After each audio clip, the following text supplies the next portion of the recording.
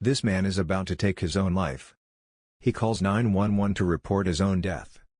He reflects that, just as God created the world in 7 days, He destroyed his in just 7 seconds. However, to understand how Ben Thomas reached this point, we must first understand what happened before.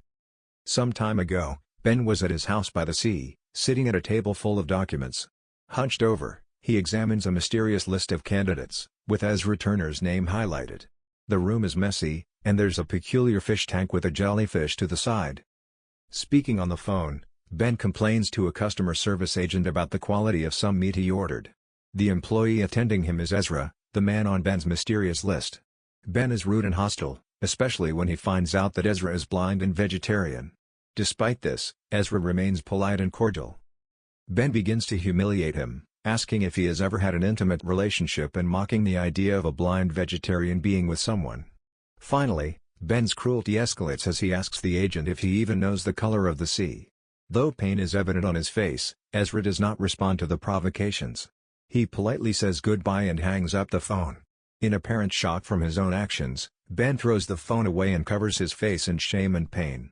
As he destroys things in his apartment, he begins desperately repeating the names of 7 people. Why so much mention of the number 7? From the beginning, there's a comparison between the creation of the world in 7 days and Ben's destruction of his life in 7 seconds. Additionally, the mention of 7 names emphasizes the importance and symbolism of this number, which, in many traditions, especially biblical ones, represents completeness or totality. In this sense, the intentional use of the number 7 in the story might suggest that Ben is embarking on a path toward redemption, seeking closure to his pain.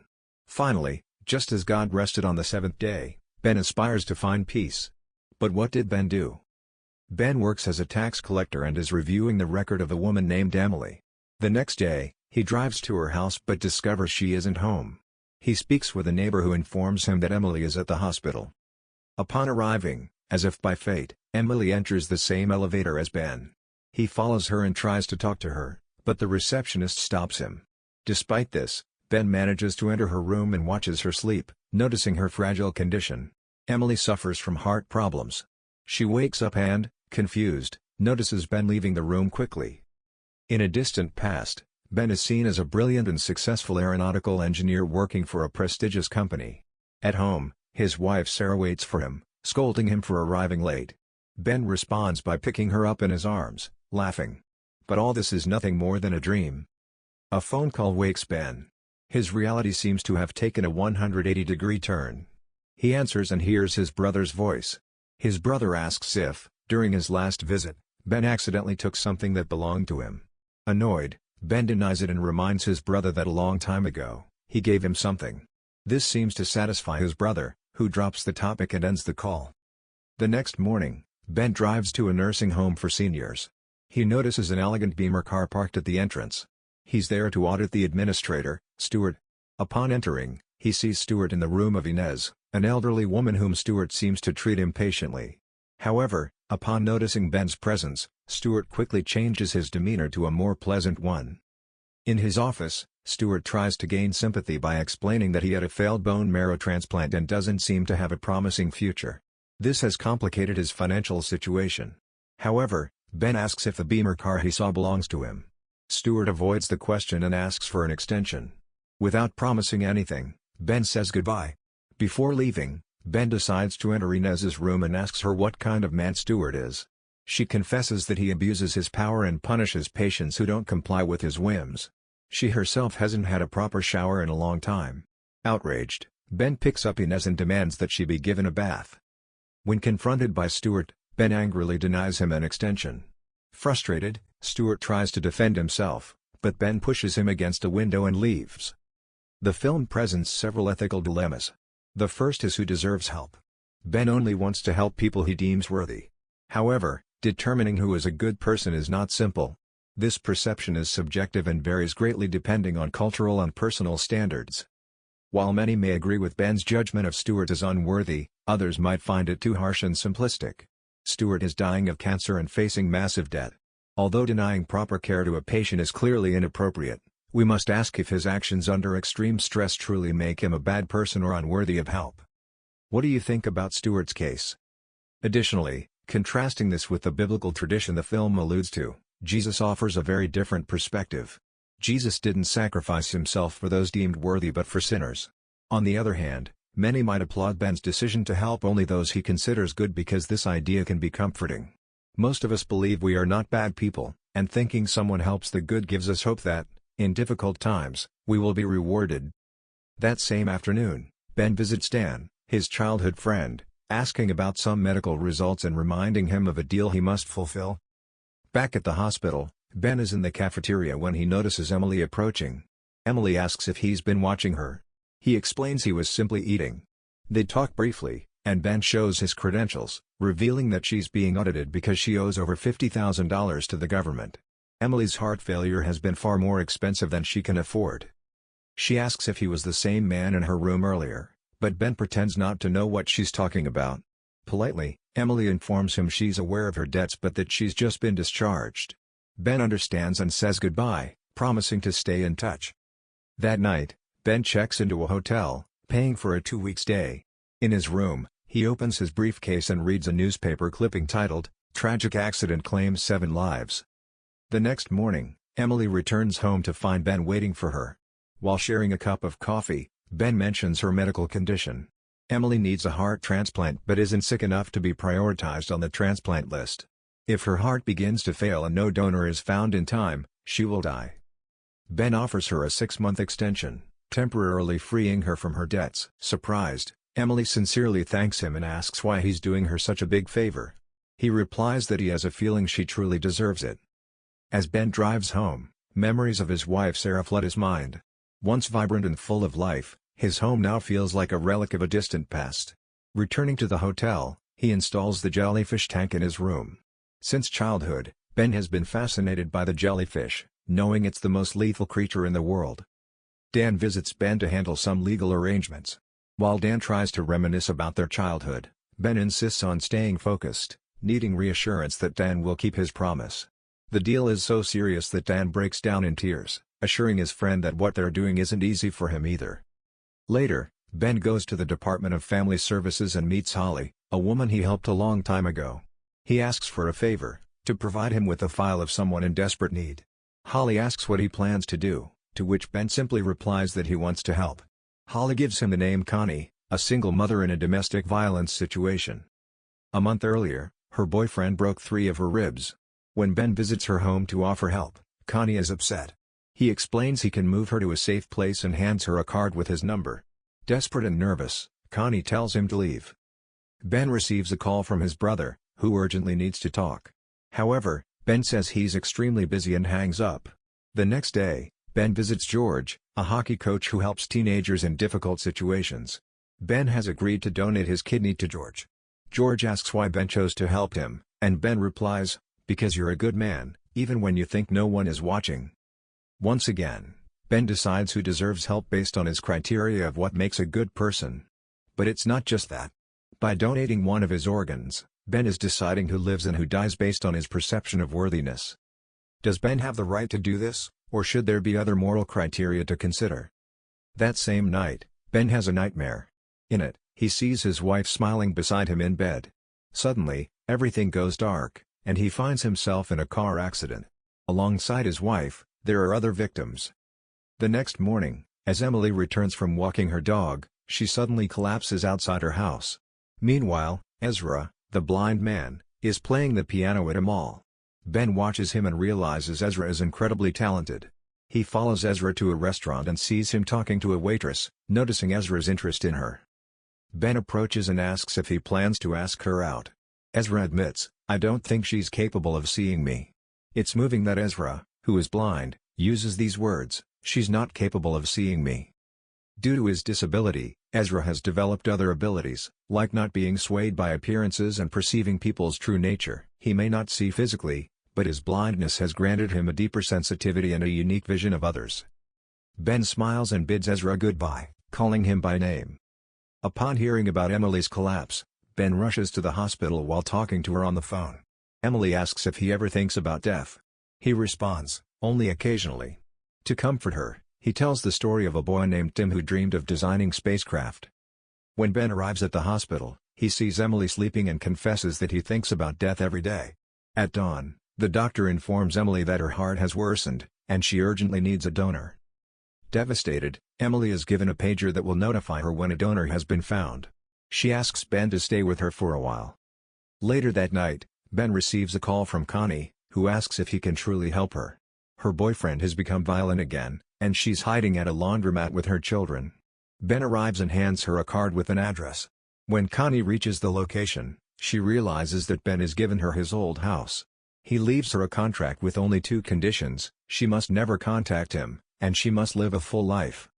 The house, once a lifeless relic, regains its warmth and vitality. After Emily is discharged from the hospital, Ben picks her up and drives her home. During the ride, she coaxes Ben into revealing parts of his past. He studied aeronautical engineering at MIT, but she finds it odd that someone with such a prestigious education ended up working as a tax collector. When Emily asks if he's ever been in love, Ben abruptly changes the subject. Hurt, Emily thanks him for everything and goes inside her house. As days pass, Emily finds Ben in her yard trimming bushes. She realizes this is his way of apologizing and invites him inside to her workshop.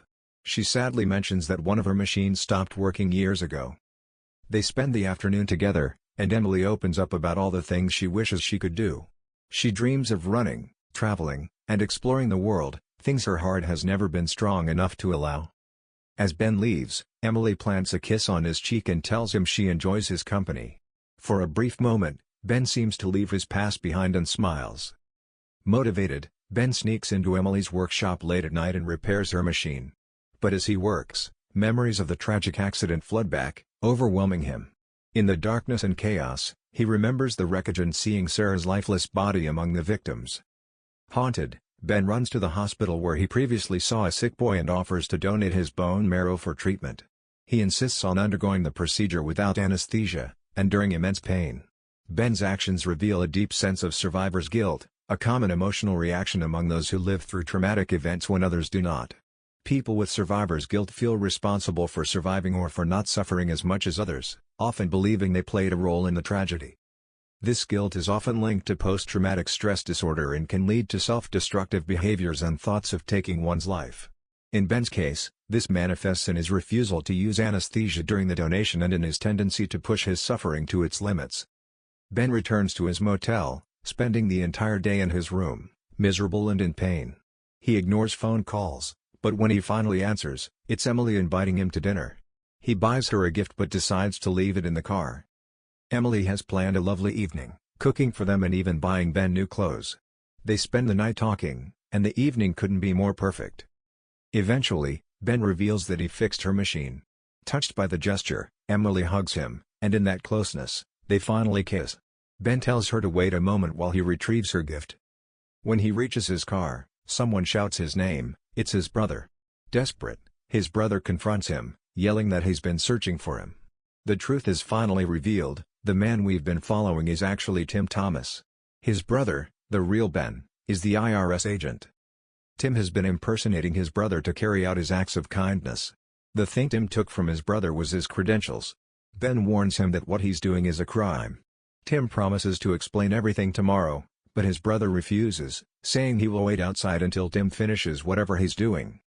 Embarrassed, Tim returns to Emily, trying to say goodbye, but she silences him with a kiss. They go to her room, and as they undress, they see each other's scars, finding momentary solace in their shared pain. In each other's arms, Emily and Tim imagine the life they could have together: marriage, children, happiness. Between tears, they express their love. However, as Emily sleeps, Tim listens to the fragile beating of her heart. Overwhelmed by despair, he leaves in the rain and runs to the hospital.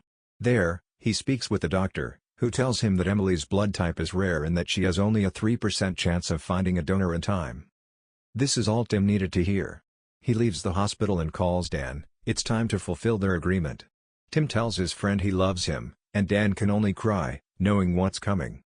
Tim returns to the motel and makes a call to Ezra. He sincerely apologizes for his earlier cruelty and explains that it was a test to see if Ezra was a decent man. Tim tells him that someone named Dan Morris will contact him to give him a gift. After hanging up, Tim goes to the bathroom, fills the tub with ice, and releases the jellyfish into the water. He then calls 911 to report that he plans to take his own life. At this point, the film reveals the root of Tim's anguish. In the past, Tim was driving happily with his wife Sarah. His phone buzzed, and he picked it up, distracted for just a few seconds. Those seconds were enough to cause a collision with a truck full of passengers, resulting in the deaths of 7 people, including Sarah. The survivor's guilt Tim feels is unbearable because he knows his negligence caused the accident. Though he couldn't control the outcome entirely, his moment of distraction leaves him convinced that he should have died instead of the victims, especially Sarah. This guilt is what drives all his actions and his plan for redemption. Shaking, Tim lies in the tub and lets the jellyfish sting him, choosing a particularly painful death. As the memories of that fateful night flood back, he screams, overwhelmed by the weight of his guilt. Tim is rushed to the emergency room, but his injuries are fatal. By falling in love with Emily and finding a new purpose, Tim almost abandoned his plan. However, upon learning that Emily's chances of finding a heart donor were slim, he decided he couldn't lose someone he loved again. He chose to carry out his ultimate sacrifice, ensuring that Emily would live. For Tim, Emily symbolized a second chance, a way to rewrite the ending. This time, he would die in her place, completing his path to redemption. Emily wakes up to the sound of her pager, notifying her that a donor has been found. She is rushed to the operating room, where she unknowingly receives Tim's heart. Her body accepts the transplant, and Tim gives her the opportunity to live the life she always dreamed of. Months later, Emily attends a recital and notices a man playing the piano. It's Ezra, who received a corneal transplant thanks to Tim. Now happy, Ezra works as a music teacher at a school. Emily approaches him, and as their eyes meet, she recognizes Tim's eyes in Ezra. Ezra, realizing who she is, embraces her. Both carry a part of the man who forever changed their lives. Setting aside the film's extremes, 2 key themes stand out: the importance of taking responsibility for one's actions and the profound impact of generosity. Rather than always seeking blame, the story invites us to reflect on the power of making amends. Repairing our mistakes not only helps those we've hurt but also eases our own emotional pain. Redemption and healing are deeply tied to this process. The second theme is the impact of selflessness. Imagine a world where everyone chose to give, even in small ways. This ripple effect of kindness could transform society. Tim's journey poses difficult questions. Is it right to sacrifice yourself for others, even if the act involves morally questionable behavior? Can the ends justify the means?